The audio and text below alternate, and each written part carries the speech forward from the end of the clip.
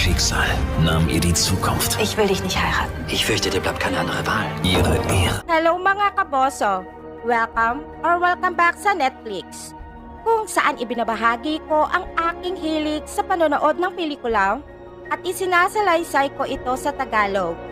Kung nais mo ng ganitong mga content, make sure to subscribe and turn on all notifications so you will get updated sa mga susunod kong videos. Ang pelikula na ating matutunghayan ngayon ay pinamagatang Si Mary Scherer ay ang magandang anak ng mayamang negosyante. Siya ay in love sa simpleng binata na nagngangalang Michelle at palagi silang nagkikita sa tabing ilog. Nang panahong iyon ay si King Sigmund naman ay nagbigay ng bagong kautusan sa simbahan na bawasan ang bilang ng mga pari at iaanunsyo sa paparating na conclave. Ang ama naman ni Mary ay may business meeting kay Count von Kenberg. Nagandahan ito kay Mary at inalok niya itong ipakasal sa kanyang anak. Ang kanyang anak na si Robertus ay isang bastardo. Ngunit nangako siyang kikilalanin ito bago ang kasal nila ni Mary upang maging kondesa ang dalaga. Tiwalang tinanggap naman ng ama ni Mary na si Matista ang alok ni Count von Kenberg. Kaya ng gabing iyon ay ipinaalam niya ito sa kanyang anak na ipapakasal siya kay Robertus. Labag sa kalooban ng dalaga ang desisyon ng ama at gaganapin ang kasalan sa loob lamang ng isang buwan. Samantala, ang magamang si Count von Kenberg at Rupertus ay nag-uusap tungkol sa plano nilang nakawin ng pag-aari ng ama ni Mary. Kinaumagahan, pinuntahan ni Rupertus ang dalaga upang makilala, ngunit tinanggihan ito ni Mary dahil ayaw niyang magpakasal dito at hindi siya makukumbinsi ng kanyang ama. Napag-alaman naman ni Michelle ang kasintahan ni Mary tungkol sa kasalan at hindi ito papayag dahil kilala niya si Rupertus na manloloko at namemeke ng mga dokumento. Ngayong alam na ni Mary ang lahat, handa siyang makipagtanan sa kanyang minamahal saan man ito gugustuhin. Isang araw, habang magkasama sina Mary at Michelle sa tabing ilog, ang kanyang ama naman ay pumirma ng kontrata na kung sakaling hindi na birhen si Mary bago pa man ito ikasal, ay kukunin lahat ng tusong mag-ama ang lahat ng kanyang pag-aari. Nang gabing iyon, isang kawal na nagngangalang Hunold ang pumaraon sa tiyahin ni Mary upang arestuhin ito at dalhin sa korte ng simbahan. Habang hinahalughog nila ang bahay, natagpuan nila ang mga alahas na ebidensya laban sa dalaga na nagmula sa regalo para sa kanya. Nang oras ding iyon ay pauwi na si Mary at tinakip siya kaagad. Habang nasa piitan naman, ay inutusan ni Hunold ang mga kawal na maglibot na muna at sinamantala ang pagkakataon. Itinali nito si Mary sa rehas at pinunit ang damit nito sa kapwersahan ng nalay. Ang tusong si Rupertus na nanuhol upang pekein ang kasalanan ni Mary laban sa dalaga ay nakamasid lamang sa labas. Nang umagang iyon ay may isang babaeng nagtungo sa selda. Umaasa si Mary na makakahingi siya ng tulong dito, ngunit sinuhulan din ito kapalit ng kanyang pananahimik. Nang dalhin na ang dalaga sa pagdinig sa korte, ikinumpisal niya sa kanyang ama na hinalay siya. Inatake ng kanyang ama ang kawal sa pamamagitan ng pagsakal dito, ngunit tas lang din siya nito. Samantala, hindi naman mahintay ni Michelle si Mary sa tabing ilog, kaya nagmadali itong tumungo sa tahanan ng dalaga at napag-alaman ang pangyayari. Sa pagdinig naman sa simbahan, inakusahan si Mary na isa siyang bayaran at namumuno sa masamang pamumuhay. Ipinagtanggol ng dalaga ang sarili, ngunit idiniin siya ng mga nabayarang saksi. Kabilang na dito ang isang babaeng nagpapaanak na tumungo sa kanya sa piitan. Hinatulan si Mary ng pagkakasala at pinapili siya ng kaparusahan sa pamamagitan ng 20 hampas ng latigo at habang buhay na pagkakabilanggo o habang buhay sa loob ng kumbento bilang madre. Itinanggi ni Mary ang mga paratang sa kanya at tinanggap ang parusa. Ngunit nangako siya sa sariling babalik siyang muli upang maghiganti sa mga nag-akusa sa kanya sa kasalanang hindi niya ginawa. Kalaunan, isinagawa ni Hunold ang parusa at inutusan ng isa sa mga kawal na kunin ang dalaga palabas ng lungsod. Nakiusap si Mary na dalhin siya sa ilog at sumuong sa tubig saka ito biglang nawala. Dahil sa paniniwala naman ng kawal na nalunod na si Mary, ipinaalam niya ito kay Michelle. Ngunit hindi naniniwala ang binata dito dahil alam nitong magaling na manlalangoy ang kasintahan. Nang gabi namang iyon, nalaman ni Count Kilberg ang mga pangyayari at nagbunyi ito sa kanyang tagumpay. Binayaran naman ni Ruperto si Hunold sa serbisyo nito at hiniling sa ama na kilalanin siya bilang lehitimong anak. Ngunit tumanggi ito. Kinaumagahan, natagpuan ng mga gumagalang bayaran ang sugatang si Mary sa may palumpon at tinulungan siya. Naawa sila sa dalaga at nilunasan ang kanyang mga sugat. Samantala, si Michelle naman ay napansin ng isang batang lalaki sa ilog at iniligtas ito. Ang ama pala ng bata ay si Volksgrad Ludwig III at inalok si Michelle bilang isa sa kanyang bantay. Matapos ng ilang linggo, gumaling na si Mary mula sa kanyang mga latay at inalok siya ng mga babae na magsuot ng panibagong damit. Ngunit tumanggi siya dahil ang yellow ribbon ay simbolo ng pagiging isang babaeng bayaran. Nang gabing iyon ay nagbago ang kanyang isip at nangako sa sarili na titigil lamang kung sakaling makakalikom na siya ng sapat na pera upang makapaghiganti sa mga taong umabuso sa kanya at ibalik ang hustisya. Kalaunan ay pinalitan ni Mary ang kanyang pangalan bilang si Hannah at nakipagkaibigan sa isang kasamahang babae. Sa unang bayan na nilandas ng mga bayaran, pinasok ng isang kawal ang tolda ni Mary. Wala pang karanasan ang lalaking si Kleiner at may pag-aalinlangan pa ito. Ngunit hindi siya pinaalis ng dalaga kaya natuloy sila sa pagsisiping.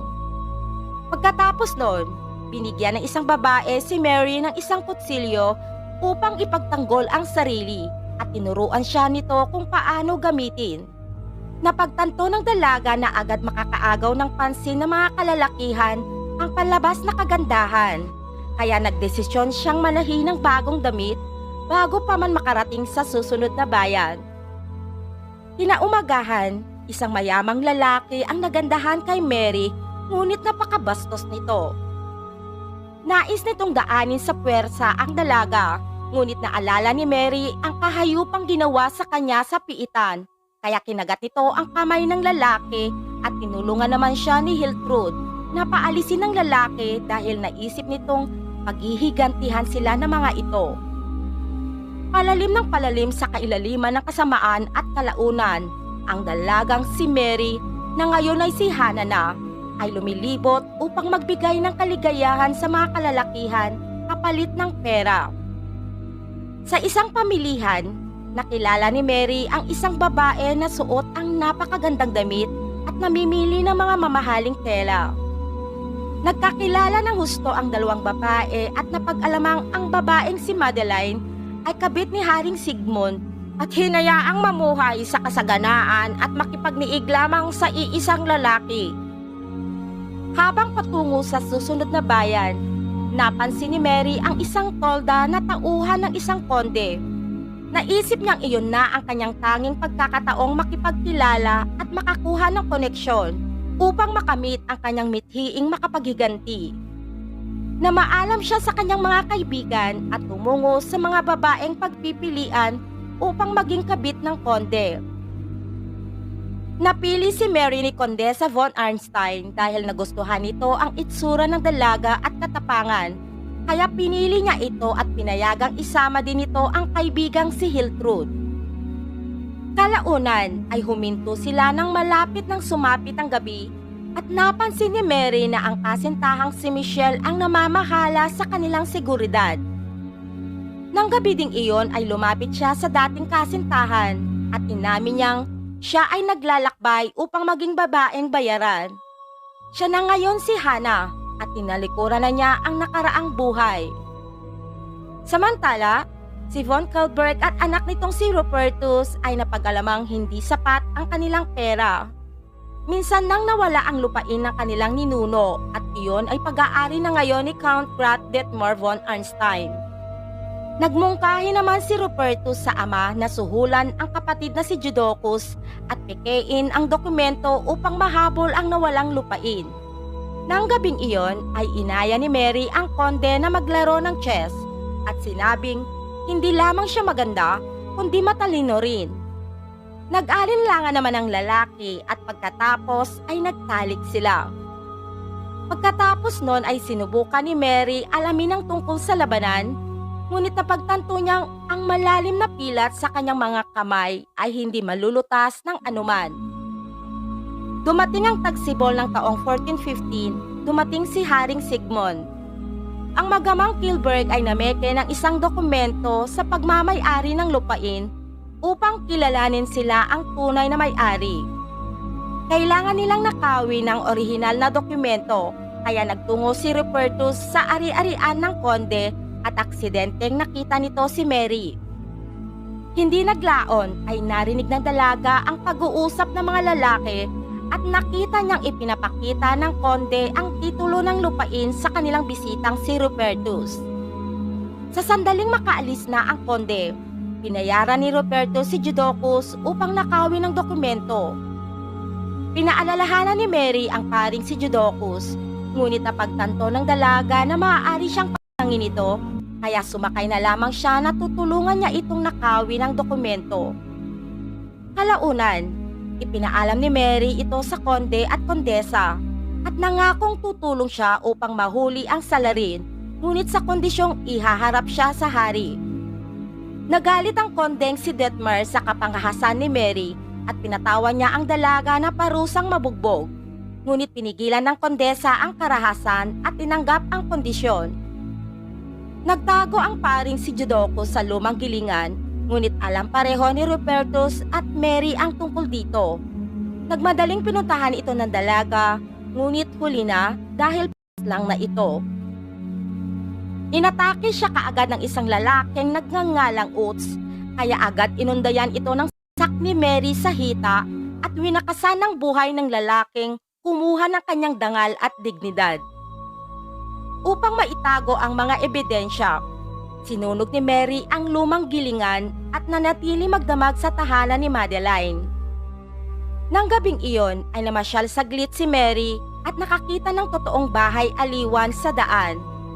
Sa karamihan ng tao, nakita siya ng lalaking kinagat niya ang kamay at dinala siya sa bahay panuluyan. Ang grupo ng mga lalaking lasing ay nais pagsalahan si Mary, ngunit sa huling sandali ay iniligtas siya ni Michelle na nagkataong naroon.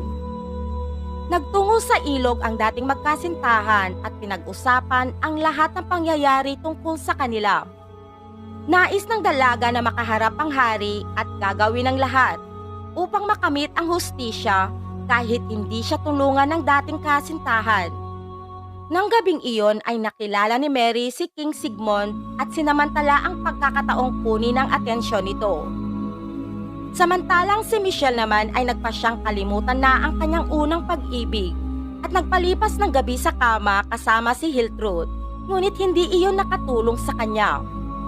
Si Mary ay nakipagtalik din sa hari at kinaumagahan ay sinubukan niyang sabihin ang kawalang katarungan laban sa kanya.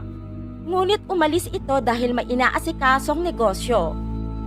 Ang mga bayarang babae ay nagwelga dahil tinatanggalan sila ng trabaho ng ibang babae. Sumama si Mary sa kanila at nagtungo sila sa Central Square upang makipagkita kay King Sigmund. Nagbitiw naman si Michelle sa kanyang posisyon sa trabaho at lumisan ng kanyang bayan. Nang magkaharap muli si King Sigmund at Mary, ay iginiit ng dalaga na inakusahan siya na mag-amang Von Kilberg at Rupertus ng maling akusasyon laban sa kanya. Nakinig naman ang hari kay Mary at upang makagawa ng isang patas na desisyon, ay kailangan ito ng testigo o ebidensya.